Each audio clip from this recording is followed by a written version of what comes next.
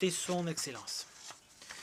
L'Assemblée va maintenant écouter une allocution de son Excellence Azali Assoumani, président de l'Union des Comores. Je prie les services du protocole de bien vouloir accompagner son Excellence à la tribune.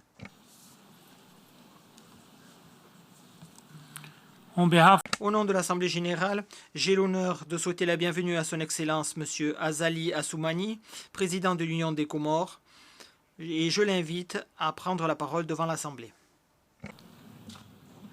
Excellence, Monsieur le Président de l'Assemblée générale, Excellence, Monsieur le Secrétaire général, Majesté, Altesse, Excellence, distingués représentants des pays et des institutions en vos rangs et qualités, Mesdames et Messieurs, Assalamu alaikum wa rahmatullahi wa barakatuh.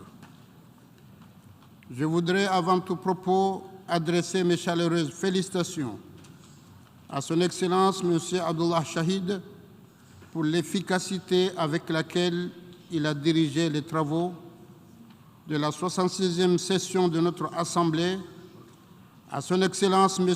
Djaba Korozi, qui lui succède pour sa brillante élection et lui assurer de la solidarité des Comores pour réussir à sa mission. J'adresse aussi mes remerciements à son Excellence M. Antonio Guterres, secrétaire général de l'ONU, pour son investissement soutenu ainsi que celui de l'ensemble de ses équipes au service de la paix et du développement. Majesté, Altesse, Excellence, honorable assistance, cette 77e session de l'Assemblée générale de l'ONU se tient à un moment particulièrement délicat de la vie de la communauté internationale. D'une année à l'autre, la face du monde change profondément. Il y a 3 ans, en effet, nos pays sont entrés dans la plus lourde crise sanitaire de leur histoire, marquée par la pandémie de Covid-19. Cette pandémie, comme vous l'avez suivi, a mis à genoux tous les pays du monde et démontre que, petits ou grands, nous sommes tous égaux devant le risque épidémiologique qui est aujourd'hui l'un des pires scénarios auxquels doit faire face notre village planétaire. À cet égard, l'Union des Comores tient, une fois encore, à adresser ses remerciements et sa reconnaissance à toutes celles et à tous ceux qui ont travaillé d'arrache-pied pour fournir en quelques mois des solutions efficaces permettant de redonner espoir au monde et de sortir progressivement de cette crise qui a sérieusement ébranlé les économies mondiales. Et comme si tout cela ne suffisait pas, une autre crise causée par l'invasion de l'Ukraine est venue montrer à nouveau et de la façon dramatique la fragilité du système multilatéral qui nous réunit pourtant aujourd'hui. Nous voyons renchérir au fil des jours le prix du blé et des autres produits alimentaires à des niveaux jamais atteints, ce qui met en péril la sécurité alimentaire en multipliant les risques de pénurie et de famine. Et c'est pourquoi mon pays condamne avec la plus grande fermeté cette invasion, un acte de notre temps, et exhorte la communauté internationale de convaincre la Russie et l'Ukraine de reprendre dans les meilleurs délais le chemin du dialogue et du respect mutuel, seul élément capable d'ouvrir la voie à la cessation des hostilités. Je voudrais au reste saluer les accords d'Istanbul de juillet dernier, menés sous les auspices du président turc, M. Erdogan, et du secrétaire général des Nations Unies, M. Guterres, visant à permettre l'exportation de millions de tonnes de céréales bloquées dans les ports ukrainiens. Ces accords, qui méritent d'être consolidés, sont la preuve que le dialogue peut et doit toujours prévaloir pour éviter au monde de plonger dans le chaos et la misère. Honorable assistance, outre les préoccupations liées aux conflits, aux crises sanitaires et alimentaires actuelles, la communauté des nations doit poursuivre sa quête de solutions idoines aux problèmes politiques et territoriaux liés à la souveraineté des États et à la dignité des nations. C'est dans ce sens que je réitère ici, au nom de ma délégation, l'impérieuse nécessité de trouver une solution rapide, juste et équitable à l'injustice flagrante que subit la Palestine. Nous devons trouver en effet une solution qui consacre le droit du peuple palestinien à disposer d'un État souverain avec Jérusalem-Est pour capitale, vivant en harmonie, en parfaite sécurité avec l'État d'Israël, car, comme dit l'adage comorien, on choisit les amis, mais on ne choisit pas les voisins. S'agissant de la question du Sahara marocain, je tiens à réitérer ici l'appui sans faille de l'Union des Comores au principe de la marocanité du Sahara. L'initiative marocaine d'autonomie de cette région dans le cadre de la souveraineté du royaume chérifien constitue à nos yeux la meilleure base pour parvenir à une solution rapide, pragmatique et durable à ce conflit régional qui n'a que trop duré. Ainsi, mon gouvernement encourage fortement le dialogue entre nos deux pays frères que sont le Maroc et l'Algérie et salue toutes les initiatives susceptibles de contribuer à assurer la paix dans cette région, en particulier la relance du processus politique sur la base des résolutions du Conseil de sécurité des Nations unies. Dans le même chapitre, relatif à la souveraineté des États, l'Union des Comores renouvelle sa position sur la nécessité pour la République populaire de Chine de recouvrer son intégrité sur la présence chinoise de Taïwan. Dans ce contexte, et compte tenu des menaces qui pèsent aujourd'hui sur la paix, que chacun perçoit et appréhende, mon gouvernement invite toutes les parties prenantes aux différents conflits de faire preuve de retenue et d'esprit de responsabilité. S'agissant de la situation hautement préoccupante du Sahel, nous savons par expérience combien il est dangereux de laisser naître des foyers de tension qui deviennent ensuite des terreaux fertiles à l'expansion du terrorisme international. Mon gouvernement est d'autant plus attentif à cette question que nous avons vu monter en puissance en Afrique australe le phénomène barbare des Chebab qui constitue une menace au sol et en mer pour l'ensemble du continent. Je réaffirme ici, comme je l'ai fait l'année dernière, devant cette auguste assemblée, que ces groupes qui menacent la paix dans le monde ne sont pas des musulmans. Ce sont tout simplement des terroristes qui n'ont rien à voir avec l'islam, une religion de paix, de tolérance et de vivre ensemble. Toutefois, nous sommes conscients que derrière ces phénomènes terroristes contemporains que nous devons combattre énergiquement se cachent aussi beaucoup de frustration au sein d'une jeunesse sans repère et en mal d'avenir. À cet égard, j'en appelle aux grandes puissances de ce monde en rappelant que si leur appui est capital pour contribuer au développement économique et social des États les plus menacés, celui-ci devrait être conçu de façon à répondre aussi aux aspirations des peuples bénéficiaires. Je suis convaincu que pour consolider la paix, la sécurité et la stabilité dans le monde, rien ne vaut la prévention, car c'est le seul moyen de parvenir à régler en amont, par le dialogue et la diplomatie, les questions complexes qui menacent la paix dans le monde. Je ne peux parler de conflits sans évoquer le différend territorial qui oppose mon pays à la France sur l'île comorienne de Mayotte. Mon gouvernement, comme tous ceux qui l'ont précédé, tient à rappeler de manière solennelle devant cette auguste assemblée et conformément au droit international le caractère comorien de cette île soustraite à la souveraineté comorienne lors du processus de décolonisation de notre pays.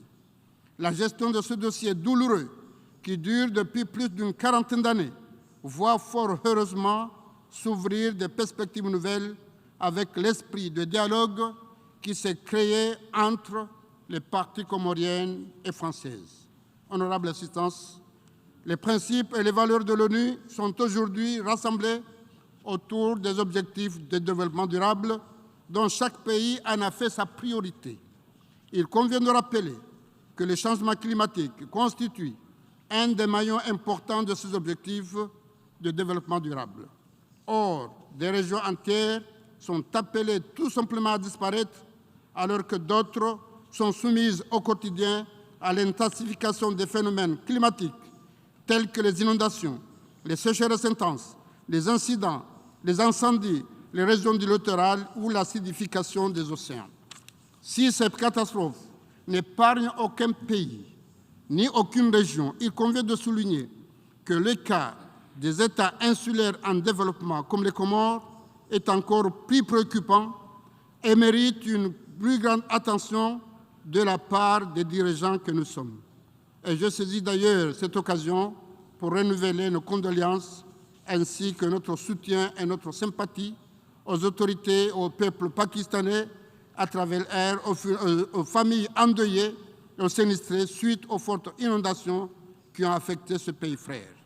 Nos États, dans leur ensemble, sont également confrontés à d'autres phénomènes dangereux, tels que la piraterie, la pollution, la pêche illicite, le pillage de ressources en mer, le trafic humain et le trafic de drogue, qui nécessitent notre plus haute attention.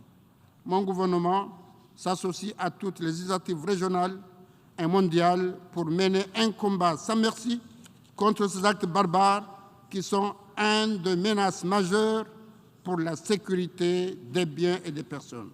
Et c'est pour cette raison que j'ai toujours accordé une grande importance à la dimension sécuritaire dans notre région géostratégique, notamment dans la zone du canal de Mozambique et de la région sud-ouest de l'océan Indien. Honorable Assistance, mon pays, l'Union des Comores, vient de fêter ses 47 années d'indépendance. Bien que les 2 premières décennies qui ont suivi cette liberté retrouvée aient été émaillées de troubles, d'agitation et d'instabilité politique, cela fait plus de 20 ans, alhamdulillah, maintenant que le pays a renoué avec la paix et la stabilité.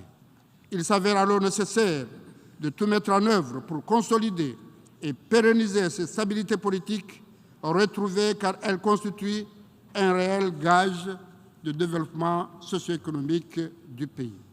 Notre salut réside en effet en une société apaisée, soudée et de plus en plus inclusive de toutes les structures qui la composent. C'est ainsi que dans la perspective d'une meilleure cohésion nationale et à mi-mandat, nous avons tenu en février dernier un dialogue politique national visant à rassembler davantage les Comoriennes et les Comoriens autour d'objectifs essentiels, à savoir la paix, la sécurité et l'unité nationale en vue d'un développement socio-économique durable. Vous comprendrez pourquoi je tiens à remercier tous les partenaires qui ont bien voulu apporter leur soutien à ce dialogue. Je reste convaincu que toutes les forces vives de la nation qui ont pris part à ce rendez-vous important œuvreront dans le sens de la consolidation des acquis de ces 20 dernières années en matière de droits humains, d'alternance démocratique et ainsi avancer dans le développement du pays. Et s'agissant des droits de l'homme, permettez-moi de souligner que mon pays collabore étroitement avec les instances régionales et internationales qui en ont la charge et a passé avec succès le mécanisme quadriennal de l'examen périodique universel du Conseil des droits de l'homme en 2019. Les réformes essentielles, constitutionnelles et législatives menées corroborent en effet la volonté de mon pays de faire des droits de l'homme une priorité nationale. Monsieur le Président, honorable Assistance, sur le plan social, comme pour ailleurs, la COVID-19 a occupé les esprits et obligé les pays à accorder la priorité à sa gestion. L'Union des Comores en a connu 2 vagues, dont la seconde s'est avérée plus virulente, avec de nombreuses victimes. Néanmoins, la situation a été maîtrisée dans le pays grâce aux mesures anticipées, aux dispositions prises par les autorités, dans ce sens soutenues en cela par tous nos partenaires bi- et multilatéraux, les communautés et la société civile, que nous tenons ici à remercier à nouveau. Il faut dire que même Si l'Union des Comores, Dieu merci, aujourd'hui classée dans la catégorie vert, la vigilance est à observer, surtout étant un pays insulaire, afin d'éviter une nouvelle progression de cette maladie. Par conséquent, le gouvernement comorien déploie des efforts considérables pour accompagner la population au quotidien, notamment en ces temps de crise alimentaire mondiale résultant de la Covid et aggravée par la crise russo-ukrainienne. Monsieur le Président, je salue l'action de tous les partenaires au développement des Comores et leur renouvelle ici mes remerciements. Avec le système des Nations Unies, le nouveau plan cadre pour le développement durable qui vient d'être signé pour les 5 ans à venir intègre parfaitement les priorités retenues par le plan Comores émergente, cadre de référence par excellence du développement de notre pays. Tous ces efforts conjugués du gouvernement et des partenaires bi- et multilatéraux doivent converger vers un objectif majeur, celui de l'émergence de notre pays d'ici 2030. À ce titre, nous comptons organiser au pays, au début du mois de décembre prochain, un séminaire de suivi de la conférence des partenaires au développement qui s'est tenue en France en 2019 afin de mobiliser les promesses faites pour accompagner ce défi de l'émergence d'ici 2030. Et je devrais ainsi, du haut de cette tribune, lancer un appel amical et fraternel à tous nos partenaires pour que nous trouvions ensemble des voies et moyens d'évoluer vers la concrétisation de nos engagements à Paris visant à financer les divers projets retenus dans ce programme. Au niveau régional, j'accorde une importance toute particulière dans la coopération de proximité qui existe entre les Comores et les pays avec lesquels nous partageons un destin commun dans la zone de l'océan Indien. L'Union des Comores participe d'autre part aux efforts régionaux visant à assurer la sécurité dans la zone est-africaine et apporte dans ce contexte son soutien à la République sœur du Mozambique dans sa lutte contre le terrorisme, un fléau qui n'épargne aucun pays. La solidarité régionale internationale doit ainsi prévaloir pour mener un combat sans merci contre ce fléau et assurer notre sécurité à tous. Notre présence chaque année ici aux Nations Unies est la preuve irréfutable de l'intérêt que nous accordons au multilatéralisme et de notre conviction sur le rôle majeur de cette organisation pour davantage humaniser le monde. Elle traduit cette année une détermination commune entre plus forte et inébranlable à agir pour le bien de nos peuples respectifs. Et pour conclure, je voudrais insister sur la nécessité pour la communauté internationale de continuer à être unie et solidaire, car c'est ensemble, dans un cadre organisé, que nous trouverons les solutions appropriées aux grands défis de notre temps pour plus de paix, de progrès et pour le meilleur de nous tous et des générations à venir. Je vous remercie.